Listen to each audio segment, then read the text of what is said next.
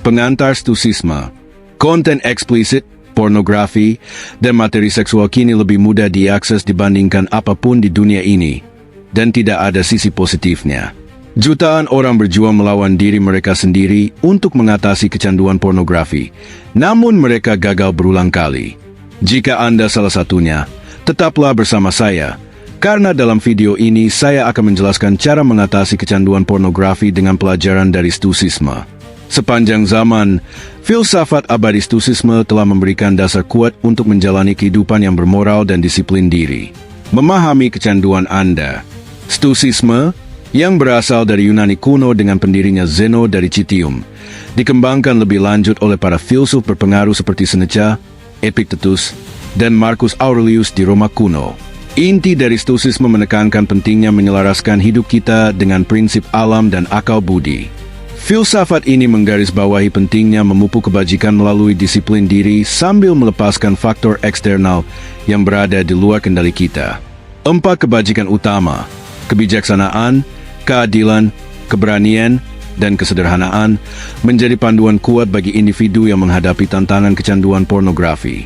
Stoicisme menawarkan kerangka filosofis mendalam untuk mengeksplorasi penekanan pada penguasaan diri, hidup bermoral, dan mengutamakan pikiran di atas kesenangan sementara, memberikan peta jalan menuju kebebasan sejati. Stoicisme mendorong kita untuk memegang standar etika tertinggi, tidak seperti filsafat lain yang membenarkan keburukan. Langkah awal dalam menerapkan Stoicisme pada kecanduan pornografi adalah memahami sejauh mana Anda telah kehilangan kendali diri dan rasionalitas.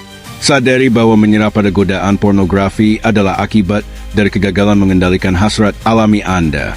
Menurut para Stoik, ini berarti Anda telah menyerah pada bias negatif, mencari kesenangan buatan yang memanipulasi hasrat alami untuk prokreasi dan dorongan dopamin.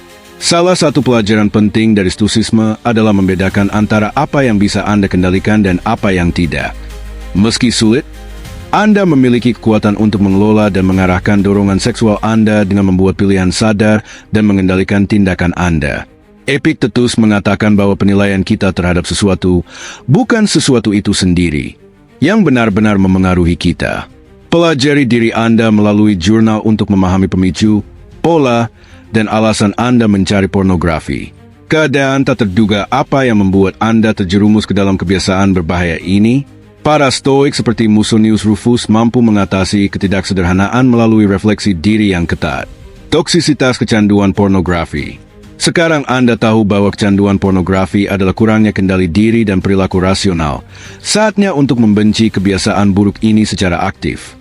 Para Stoik mengatakan bahwa langkah pertama untuk menghilangkan keinginan tidak sehat adalah melihatnya dengan jelas sebagai sesuatu yang salah, tidak logis, dan menghalangi kehidupan yang baik sesuai dengan alam. Ide dasar di balik pornografi adalah bahwa manusia hanyalah objek yang dapat digunakan dan disalahgunakan untuk kesenangan pribadi, yang bertentangan dengan nilai Stoik tentang keadilan.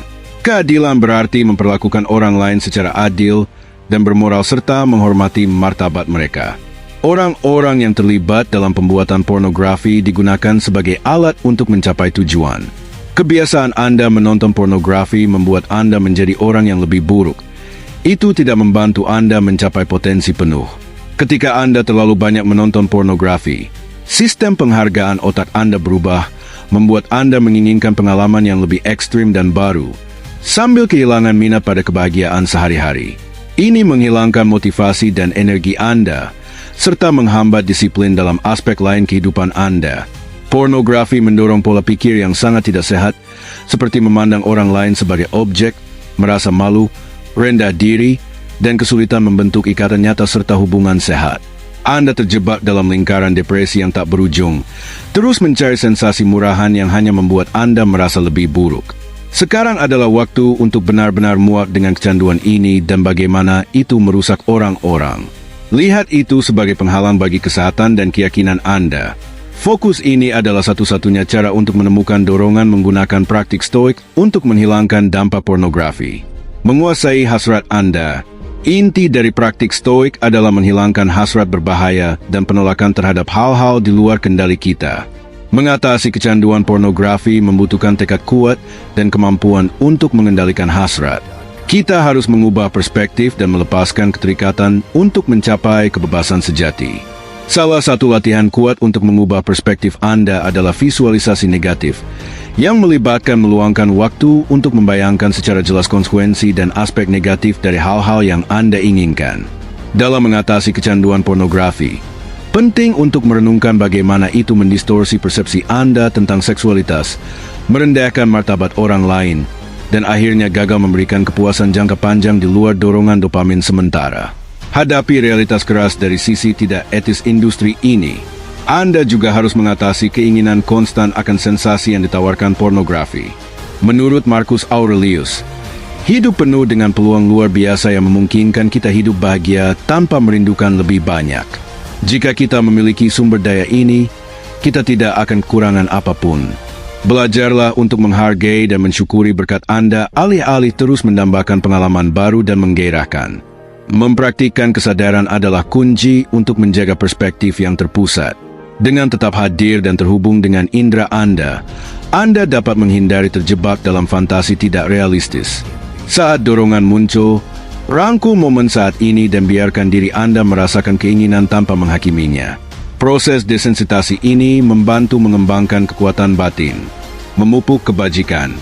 Filsafat Stoik mengatakan bahwa untuk mengatasi sifat yang tidak diinginkan, seseorang harus mengembangkan sifat positif yang berkaitan dengan sifat tersebut.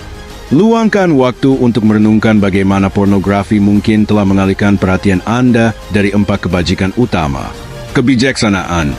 Sudahkah Anda mempertimbangkan dampak kebiasaan pornografi Anda pada kesejahteraan dan kepuasan Anda secara keseluruhan? Para Stoik percaya bahwa kebijaksanaan terkait erat dengan pengetahuan dan akal budi. Keadilan. Mempertimbangkan efek buruk pornografi pada individu sangat penting untuk mengakui nilai dan martabat setiap manusia yang bertentangan langsung dengan konsep keadilan dan keadilan. Keberanian, kemampuan untuk menolak godaan kepuasan instan dan kenyamanan yang diberikan pornografi membutuhkan usaha dan kekuatan besar. Karena penghargaan besar mereka terhadap keberanian, para Stoik sangat menghargai kemampuan untuk menghadapi tantangan dengan ketenangan. Kesederhanaan, kecanduan disebabkan oleh kurangnya moderasi, pengendalian, dan kendali diri atas hasrat. Kesederhanaan adalah akar dari kecanduan. Mengatasi kecanduan membutuhkan pencapaian keseimbangan dan praktik disiplin diri. Para Stoik menganggap kesederhanaan sangat penting. Untuk memupuk nilai-nilai ini, penting untuk secara berkala merenungkan orang-orang yang menjadi teladan bagi nilai-nilai tersebut. Saat Anda mendalami karya Marcus Aurelius, Anda akan merasakan pemahamannya yang mendalam tentang kendali diri dan keadilan. Bayangkan bagaimana Anda mengembangkan sifat positif untuk membebaskan diri dari kebiasaan merusak ini. Melepaskan diri dari hal eksternal. Ajaran utama Stoik adalah memisahkan penilaian Anda terhadap keadaan eksternal dari apa yang benar-benar baik atau jahat. Pornografi dan kenikmatan seksual adalah hal eksternal yang acuh tak acuh, hanya peristiwa yang disukai atau tidak disukai yang tidak berpengaruh pada karakter bermoral Anda. Para Stoik berpendapat bahwa tidak ada peristiwa eksternal yang dapat membuat Anda tidak bahagia tanpa persetujuan Anda melalui penilaian dan reaksi yang keliru. Menyadari kebenaran ini membebaskan Anda dari paksaan dan perbudakan hasrat akan pornografi seolah-olah itu penting untuk kebahagiaan. Latih pelepasan diri secara sadar dengan merenungkan bahwa Anda tidak membutuhkan pornografi atau sensasi seksual untuk berkembang. Secara sukarela menahan diri dari kenikmatan yang diperbolehkan melalui latihan penyangkalan diri Stoik.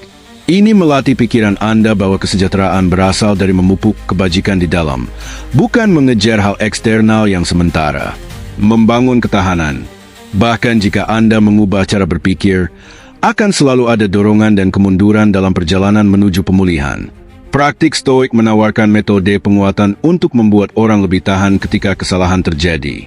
Dikotomi kendali adalah konsep yang menyarankan individu untuk memfokuskan perhatian pada apa yang bisa mereka ubah, termasuk pilihan, tindakan, dan kemauan mereka. Saat menghadapi dorongan atau kambuh, penting untuk tidak melihat perjuangan ini sebagai hambatan yang tidak teratasi dan permanen. Sebaliknya, mengakui bahwa perasaan ini bersifat sementara memungkinkan individu untuk menerapkan cadangan Stoik dan jarak emosional untuk mengelolanya secara efektif. Pendekatan ini mengakui sifat sementara dari tantangan ini dan memberdayakan individu untuk merespons dengan ketahanan dan tekad. Epictetus mengatakan kepada murid-muridnya untuk menempatkan klausul cadangan sebelum keinginan mereka.